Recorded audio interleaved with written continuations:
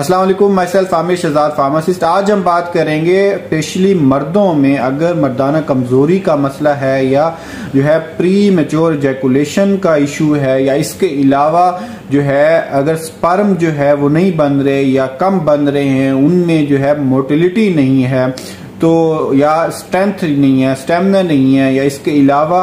अगर आप में एंग्जाइटी डिप्रेशन इतना है जिसकी वजह से सेक्सुअल परफॉर्मेंस जो है वो बेहतर नहीं हो रही, तो एक आयुर्वेदिक मेडिसिन जिसके साइड इफेक्ट ना होने के बराबर हैं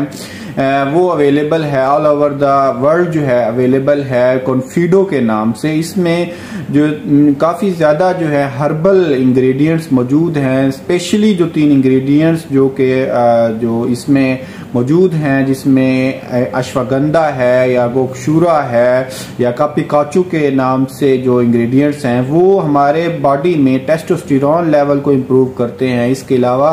जो है एंग्जाइटी डिप्रेशन को जो है वो बेहतर करते हैं। इसके अलावा डोपामीन के लेवल को वो जो है ज़्यादा करके हमारे जो स्टेमिना है इरेक्शन का या इसके अलावा हमारा कॉन्फिडेंस सेक्सुअल परफॉर्मेंस का वो बेहतर करते हैं। तो लिहाजा